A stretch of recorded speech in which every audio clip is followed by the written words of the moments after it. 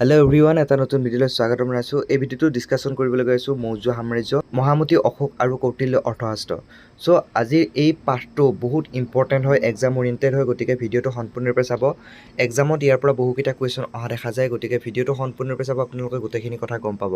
চ' পাঠৰ আৰম্ভণিতে দিয়া আছে যে আনুমানিক 324 খ্ৰীষ্টপূৰ্বত চন্দ্ৰগুপ্ত মৌৰ্য নামৰ ৰজা এজনে মগধত এটি নতুন বংশ প্ৰতিষ্ঠা কৰিছিল। ইতিহাসত এই বংশটোৱে মৌৰ্য ৰাজবংশ বুলি পৰিচিত। চ' মনত ৰাখিব, চন্দ্ৰগুপ্ত মৌৰ্যই কি কৰিছিলে? মৌৰ্য ৰাজবংশৰ প্ৰতিষ্ঠা কৰিছিলে। এইটো ইম্পৰ্টেণ্ট হয় যে কুৱেশ্যন আহে মৌৰ্য ৰাজবংশ কোনে প্ৰতিষ্ঠা কৰিছিল? সেইজন হৈছে চন্দ্ৰগুপ্ত মৌৰ্য। মৌৰ্য সাম্ৰাজ্য হৈছে ভাৰতৰ প্ৰথম ঐতিহাসিক সাম্ৰাজ্য, আৰু এই ৰাজবংশৰ প্ৰতিষ্ঠাতা চন্দ্ৰগুপ্ত মৌৰ্যই হ'ল ভাৰতৰ প্ৰথমগৰাকী ঐতিহাসিক সম্ৰাট। আৰু এই সাম্ৰাজ্যৰ উত্থান সম্পৰ্কে আমি বিভিন্ন ধৰণৰ সমলৰ পৰা জানিব পাৰোঁ।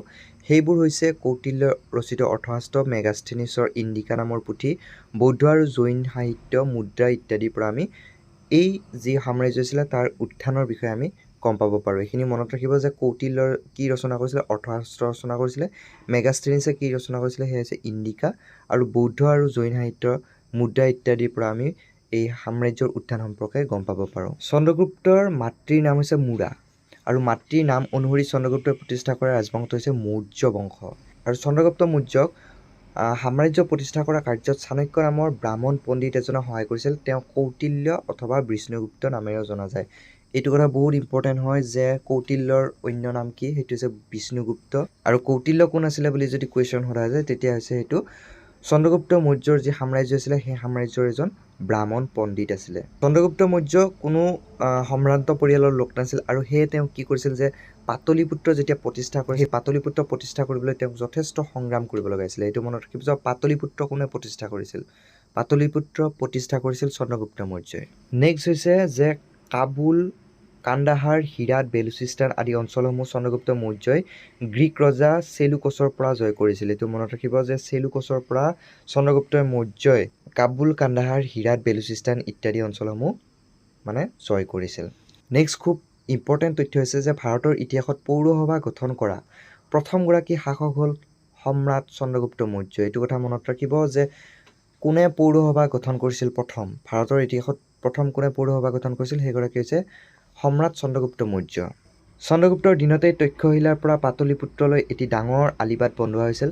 সাম্ৰাজ্যৰ নিৰাপত্তা আৰু যোগাযোগৰ বাবে এই আলিবাটটো অতিশয় গুৰুত্বপূৰ্ণ আছিল। তেওঁৰ শাসনকালত সাম্ৰাজ্যৰ বিভিন্ন ঠাইত হ্ৰদ, জলাশয় খন্দাই কৃষিৰ বাবে জলসিঞ্চন ব্যৱস্থা কৰিছিল।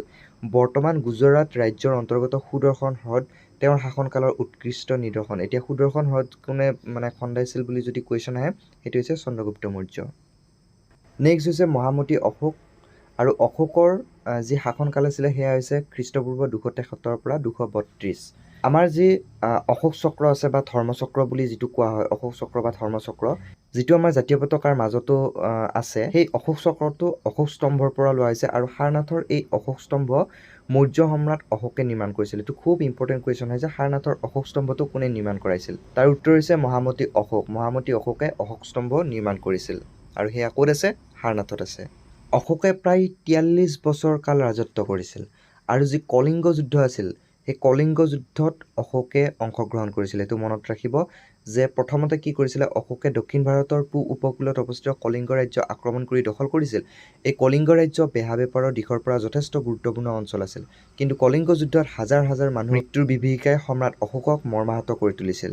এই যুদ্ধৰ পিছৰ পৰাই এইজনা সম্ৰাটে যুদ্ধ জয়ৰ পৰিৱৰ্তে মানুহৰ অন্তৰ জয় কৰিবলৈ প্ৰতিজ্ঞা কৰে। আৰু তাৰ পাছত সম্ৰাট অশোকে কি কৰিছিল? উপগুপ্ত নামৰ এজন বৌদ্ধ সন্যাসীৰ ওচৰত দীক্ষা লৈছিল, আৰু সম্ৰাট অশোকে বৌদ্ধ ধৰ্ম গ্ৰহণ কৰিছিল। অশোকৰ যি বাণীসমূহ আছিলে সেই বাণীসমূহ স্তম্ভ আৰু শিলত পালি আৰু প্ৰাকৃত ভাষাত লিখাইছিল। এইটো এটা ইম্পৰ্টেণ্ট হয়। অশোকে তেওঁৰ যি বাণী আছিলে সেই বাণীসমূহ কি ভাষাত লিখাইছিল? সেয়া হৈছে পালি আৰু প্ৰাকৃত। খৰস্থি আৰু ব্ৰাহ্মী হ'ল প্ৰাচীন ভাৰতৰ দুবিধ লিপি। খৰস্থিৰ লিপিত সোঁফালৰ পৰা বাওঁফাললৈ আৰু ব্ৰাহ্মী লিপিত বাওঁফালৰ পৰা সোঁফাললৈ লিখা হয়। ব্ৰাহ্মী বৰ্ণমালাৰ পৰাই সময়ত দেৱনাগৰী, অসমীয়া, বাংলা, উৰিয়া আদি বৰ্ণমালাৰ সৃষ্টি হৈছে। আমাৰ যি অসমীয়া ভাষাৰ যি লিপি আছে বা যি বৰ্ণমালা আছে, সেই বৰ্ণমালা ক'ৰ পৰা সৃষ্টি হৈছে? সেয়া হৈছে ব্ৰাহ্মী বৰ্ণমালাৰ পৰা। অশোকে তেওঁৰ যি জনসাধাৰণ আছিলে সেই জনসাধাৰণক পালন কৰিবলৈ কিছুমান নীতি দিছিলে, আৰু সেই নীতিকেইটা হৈছে এইকেইটা: শান্ত আৰু নম্ৰ হোৱা, দাস আৰু ভৃত্যসকলৰ প্ৰতি সৎ ব্যৱহাৰ কৰা, পিতৃ-মাতৃ আৰু জ্যেষ্ঠজনক সন্মান কৰা, কাকো হিংসা নকৰা আৰু সকলো প্ৰাণীকে দয়া কৰা, ব্ৰাহ্মণ ভিক্ষুসকলক দান দক্ষিণা কৰা, আন ধৰ্মক ঘৃণা নকৰা, আন ধৰ্মৰ মূল আদৰ্শসমূহক শ্ৰদ্ধা কৰা। চ' এই যি অশোকৰ নীতিকেইটা আছিলে এইকেইটা বহুত ইম্পৰ্টেণ্ট হয়, এইকেইটা মনত ৰাখিব। সম্ৰাট অশোকে তেওঁৰ সাম্ৰাজ্যখনৰ উপৰি দক্ষিণ পূব এছিয়াৰ কেইবাখনো দেশত বৌদ্ধ ধৰ্ম প্ৰচাৰৰ দিহা কৰিছিল। ইয়াৰ বাবে তেওঁ ধৰ্ম মহামাত্ৰ নামৰ এক শ্ৰেণীৰ বিষয়া নিয়োগ কৰিছিল। আনকি এই ধৰ্ম প্ৰচাৰৰ বাবে তেওঁৰ পুতেক মহেন্দ্ৰ আৰু জীয়েক সংঘ্ৰামিত্ৰাকো সিংহল দ্বীপলৈ পঠাইছিল। ইয়াৰ উপৰি তেওঁ ভাৰতৰ কেইবা ঠাইতো বৌদ্ধ মঠ, স্তূপ আৰু স্তম্ভ সজাইছিল। তেওঁৰ পৃষ্ঠপোষকতাতে পাটলিপুত্ৰত, বৰ্তমান যি পাটনা হয় সেয়া পাটলিপুত্ৰ আছিলে আগতে, তৃতীয় বৌদ্ধ মহামেলৰ আয়োজন কৰা হৈছিল। এখন বিশাল সাম্ৰাজ্যৰ অধিপতি হৈও সন্যাসীৰ দৰে জীৱন যাপন কৰাৰ বাবে ইতিহাসত তেওঁক ৰাজৰ্ষি অশোক বুলি জনা যায়। এইটো ইম্পৰ্টেণ্ট হয়, ৰাজৰ্ষি অশোক বুলি কাক জনা যায়? সেইটো হৈছে মহামতি অশোক। আৰু বৰ্তমানৰ যি শ্ৰীলংকা আছে সেয়াক পূৰ্বতে কি নামেৰে জনা গৈছিল? সেইটো হৈছে সিংহল। আৰু সেই সিংহললৈকে তেওঁৰ পুত্ৰ মহেন্দ্ৰ আৰু জীয়েকক কি কৰিছিলে? তেওঁৰ যি ধৰ্ম আছিলে সেই ধৰ্ম প্ৰচাৰৰ বাবে পঠাই দিছিল। নেক্সট খুব ইম্পৰ্টেণ্ট তথ্য হৈছে যে মেগাস্থেনিছ এজন বিদেশী পৰিব্ৰাজক আছিল। গ্ৰীক শাসক চেলুকছে তেওঁক চন্দ্ৰগুপ্ত মৌৰ্যৰ ৰাজসভালৈ পঠাইছিল। তেওঁ এই ইণ্ডিকা নামৰ পুথিখন ৰচনা কৰিছিল। এইটো কুৱেশ্যন এক্সামত অহা দেখা যায় যে ইণ্ডিকা নামৰ পুথিখন কোনে ৰচনা কৰিছিল? তাৰ উত্তৰ হৈছে মেগাস্থেনিছ। মেগাস্থেনিছে ইণ্ডিকা নামৰ পুথিখন ৰচনা কৰিছিল। মৌৰ্যসকলে ভাৰতত এক নিজস্ব শিল্পকলা আৰু ভাস্কৰ্যৰ নিদৰ্শন দেখুৱাই থৈ গৈছে। চন্দ্ৰগুপ্ত মৌৰ্য আৰু অশোক দুয়ো শিল্পকলাৰ পৃষ্ঠপোষক আছিল। সম্ৰাট অশোকৰ শিলৰ স্তম্ভ, তাত খোদিত কৰা লিপিসমূহ, স্তূপ, বৌদ্ধ বিহাৰসমূহ আৰু সাৰনাথৰ অশোক স্তম্ভ সেই সময়ৰ উন্নত শিল্প আৰু ভাস্কৰ্যৰ উৎকৃষ্ট নিদৰ্শন। স্তূপসমূহৰ ভিতৰত সাঁচী স্তূপটো উল্লেখযোগ্য। এইটো এটা কুৱেশ্যন আহিব পাৰে। সাঁচী স্তূপটো কাৰ শাসনকালত নিৰ্মাণ কৰা হৈছিলে? সেয়া হৈছে মৌৰ্যসকলৰ শাসনকালত। কৌটিল্যৰ অৰ্থশাস্ত্ৰ। প্ৰাচীন ভাৰতত ৰচিত এখন উল্লেখযোগ্য পুথি হ'ল কৌটিল্যৰ অৰ্থশাস্ত্ৰ। চাণক্য বা কৌটিল্য নামৰ ব্ৰাহ্মণ পণ্ডিত এজনে অৰ্থশাস্ত্ৰ পুথিখন লিখিছিল। এই পুথিত সেই সময়ৰ আৰ্থ-সামাজিক, ৰাজনৈতিক প্ৰতিৰক্ষা আদিৰ বিষয়ে বহুতো উপদেশ আছে। মৌৰ্য সম্ৰাট চন্দ্ৰগুপ্ত মৌৰ্যৰ দিনৰ পৰাই মৌৰ্য সাম্ৰাজ্যৰ দ্বিতীয় সম্ৰাট বিন্দুসাৰৰ দিনলৈকে কৌটিল্যই ৰাজপ্ৰাসাদৰ এজন উপদেষ্টা হিচাপে কাৰ্যনিৰ্বাহ কৰিছিল। কৌটিল্যই শাসন কাৰ্যৰ বিভিন্ন দিশত আগবঢ়োৱা নীতিসমূহ অৰ্থশাস্ত্ৰ নামৰ কিতাপখনত সন্নিৱিষ্ট কৰিছে। অৰ্থশাস্ত্ৰ এখন উৎকৃষ্ট গ্ৰন্থ আৰু কৌটিল্যক নিঃসন্দেহে অৰ্থনীতিৰ এজন প্ৰবাদ পুৰুষ হিচাপে আখ্যা দিয়া হয়।